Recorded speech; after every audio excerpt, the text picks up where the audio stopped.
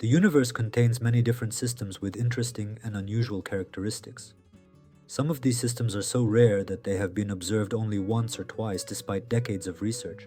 However, these unusual systems represent the minority of the universe. In general, most systems operate under the same fundamental logic and mathematical principles. For example, the presence of a black hole at the center of almost every galaxy, or the fact that black holes possess a gravitational force strong enough to absorb even light, are considered ordinary and expected phenomena. But we, people who try to look at space, the universe, and cosmic systems from a different perspective, just like you, our viewers, are not primarily interested in what is ordinary or expected. Instead, we are drawn to what is rare, difficult to discover, and hard to understand. And today, we will take a closer look at some of the universe's rare systems, binary and even triple star systems. Before we begin our journey, don't forget to subscribe to the channel, like the video, and share your thoughts in the comments. Now, let's begin our journey into space. First, let's start with our own system, the solar system. The solar system formed approximately 4.56 billion years ago in the Orion arm of the Milky Way galaxy as a result of the gravitational collapse of a dense molecular cloud of gas and dust.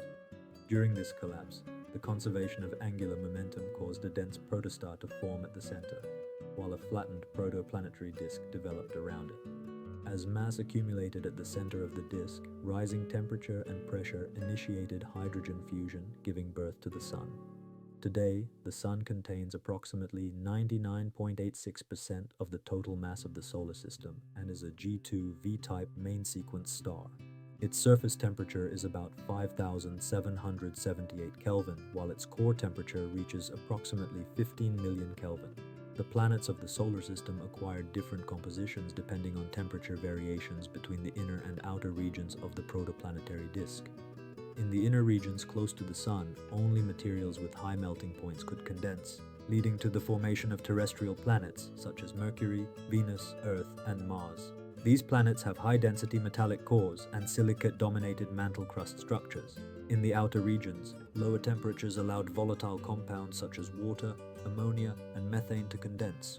Jupiter and Saturn, which formed in these regions, are gas giants composed mainly of hydrogen and helium, while Uranus and Neptune contain higher proportions of heavier elements and ices and are therefore classified as ice giants. The solar system is not composed solely of planets. Natural satellites, rings, dwarf planets, and countless small bodies complete its complex structure. Jupiter and Saturn, with their strong magnetic fields and numerous moons, behave like miniature planetary systems. In particular, moons such as Europa, Enceladus, and Titan attract significant interest in astrobiology due to their subsurface oceans and complex chemical processes. Earth's moon is most likely the result of a massive impact that occurred early in the solar system's history and contributes to climate stability by stabilizing Earth's axial tilt. At first glance, the solar system may appear stable and unchanging to many people, but the reality is quite the opposite. The evolution of the solar system over time is not static but dynamic. The Sun has currently completed approximately half of its main sequence lifetime and will continue burning hydrogen for about another 5 billion years. After that, as many people know, it will enter the red giant phase, dramatically affecting the orbits of the inner planets, and eventually shed its outer layers into space, becoming a white dwarf. This process shows us that the current structure of the solar system is temporary, and that it is constantly changing on cosmic timescales. That is roughly all we can say about the solar system. One last thing that should be mentioned about our system is that many people believe the solar system is a rare system. In a sense, this is true, because as I will explain shortly, binary star systems represent a much more dominant population in the universe. So now let's move on to binary star systems. Binary star systems are structures in which two stars orbit around a common center of mass under their mutual gravitational interaction, and they make up a significant portion of all stellar systems in the universe. Observational studies have shown that approximately half of the stars in the Milky Way have at least one stellar companion, and this fraction increases noticeably with stellar mass. In particular, the vast majority of high-mass stars belonging to the O and B spectral classes are part of binary or even multiple star systems. This clearly demonstrates that binary star systems are a natural and dominant outcome of the star formation process. Binary star systems form during the early stages of star formation as a result of the fragmentation of molecular clouds. As dense, cold, and turbulent gas clouds collapse, the conservation of angular momentum and density fluctuations cause multiple cores to collapse simultaneously. During their formation, these cores become gravitationally bound within a shared gravitational potential, giving rise to binary systems. In some cases, stars may also become gravitationally bound later through dynamical interactions in dense star clusters, but this mechanism is far rarer than formation through cloud fragmentation. The fundamental dynamical property of a binary star system is that the stars do not orbit a single fixed point, but instead move around a common center of mass. This barycenter can be located at different positions within the system depending on the mass ratio of the stars. If the stars have similar masses, the barycenter lies between them. As the mass difference increases, the barycenter moves closer to the more massive star and, in some cases, may even lie within that star itself. The orbital periods, semi-major axes, and eccentricities of the stars can be described by Kepler's laws, and the long-term stability of the system depends directly on these parameters. The separation between the stars is perhaps one of the most critical factors determining the evolution of binary star systems.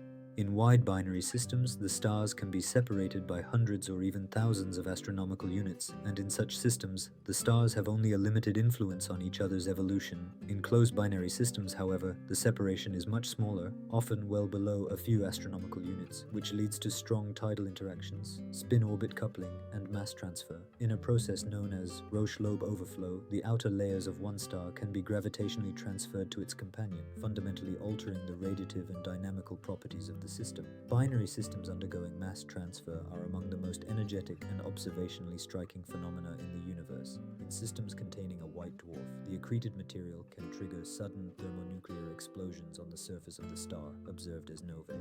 If the white dwarf gains enough mass to approach the Chandrasekhar limit, a type Ia supernova can occur, completely destroying the star. These explosions release an enormous amount of energy and are so luminous and consistent that they are used as standard candles in cosmic distance measurements, playing a critical role in determining the expansion rate of the universe. The planets and planet formation processes in binary star systems also attract significant attention and curiosity. It is natural to ask questions such as, if there are two stars, which one does the planet orbit? The more massive one, the one with stronger gravity, or both? Some people also wonder what happens if the distance between the stars is extremely large. Where does the planet actually travel? Does it orbit both stars, or does it pass between them? These questions are genuinely fascinating, as the dynamics of such systems are far from intuitive. As expected, binary star systems present far more complex gravitational environments for planet formation compared to single-star systems. Protoplanetary disks can be disrupted by the periodic gravitational influence of the second star, reducing disk mass and hindering the growth of planetary cores. Despite this, observational evidence shows that planets are common in binary star systems. These planets either orbit only one of the stars or follow wider orbits that encompass both stars. Planets of the second type can exhibit long-term orbital stability beyond certain critical distances.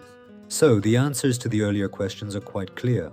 Planets in binary systems either orbit a single star or revolve around both stars together. Contrary to some popular misconceptions, they do not pass between the two stars while tracing a figure-8 or infinity-shaped orbit. The orbital evolution of planets in binary star systems is governed by secular perturbations and resonances. These interactions can cause oscillations in orbital inclinations, increases in eccentricity, and highly variable climatic cycles. Nevertheless, numerical simulations have shown that under suitable mass ratios and separation distances, planetary orbits can remain stable for billions of years. These findings demonstrate that early assumptions claiming binary star systems are entirely uninhabitable are no longer valid. In short, contrary to what some have suggested, binary star systems are not fundamentally incapable of hosting life. Under the right conditions, even a planet in a binary star system could support life. Who knows, perhaps hundreds of thousands or even millions of years from now, humanity's new home may orbit a planet beneath two suns. Binary star systems also play a fundamental role in understanding stellar evolution on galactic scales. Stellar mass loss, magnetic braking, angular momentum transfer, and the final stages of stellar evolution are often shaped by binary interactions. Binary systems containing neutron stars and black holes were among the first astrophysical sources from which gravitational waves were directly detected, and these observations provided a strong confirmation of the theory of general relativity. As a result, binary star systems do not represent an exceptional case in the universe, but rather a dominant stellar architecture. From star formation to cosmic explosions, from planetary dynamics to galactic evolution, many fundamental physical processes are shaped through these systems. Single-star systems like our solar system are considered rare and special examples within this broad cosmic context. Triple and multiple star systems, on the other hand, are structures in which more than two stars are bound within the same gravitational system, and they are especially common in dense star-forming regions. Observations show that multiple star systems are a natural extension of the star formation process, and that such structures become dominant among high-mass stars. The main reason for this is that density fluctuations and angular momentum during the collapse of molecular clouds facilitate the simultaneous formation of more than two stellar cores. The dynamics of these systems fall within the framework of the three-body problem in classical mechanics, which has no closed-form solution, and therefore their long-term evolution exhibits chaotic behavior. However, this chaos is not entirely random. Observational and numerical studies have shown that the vast majority of multiple star systems display a hierarchical structure. In the most common configuration, two stars form a close binary, while a third or additional stars orbit this inner pair at much larger distances. This hierarchical arrangement is the primary mechanism that ensures long-term stability. When the hierarchical structure is disrupted, the exchange of energy and angular momentum accelerates, and the system dynamically reorganizes. During this process, one of the stars may be ejected from the system and flung into interstellar space. Such dynamical separations are among the main mechanisms explaining the origin of many freely roaming stars and isolated stellar systems observed in the galaxy. The same process can also lead to the disruption of planetary systems and the ejection of planets into interstellar space. The presence of planets in triple and multiple star systems is extremely sensitive to stellar separations, mass ratios, and orbital inclinations. Even small changes can cause major instabilities in planetary orbits. Despite this, it is known that in some hierarchical systems, particularly for planets located outside the inner binary or orbiting a single star, long-term orbital stability can be maintained. This demonstrates that planet formation in multi-star environments is rare but possible. In conclusion, although triple and multiple star systems possess highly complex dynamics, they are widespread throughout the universe. These systems show that stars do not evolve in isolation.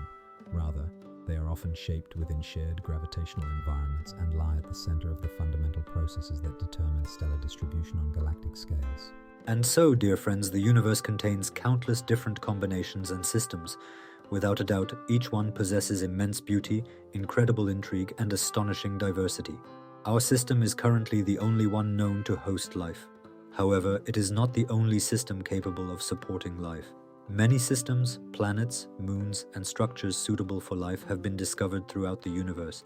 As long as technological progress continues to accelerate exponentially, there is no reason why we should not encounter life in one of these systems. Perhaps when Earth or the Sun reaches the end of its lifespan, humanity will move to a different system. And then, instead of seeing a single star in the sky, we may see two, or perhaps even three. We hope that these videos will become cherished memories for future generations, and that, from their vantage point, they will realize just how primitive we once were. That's all from me for today. Until we meet again in the next video, don't forget to subscribe to the channel, like the videos, and share your thoughts in the comments. Take good care of yourselves. Goodbye.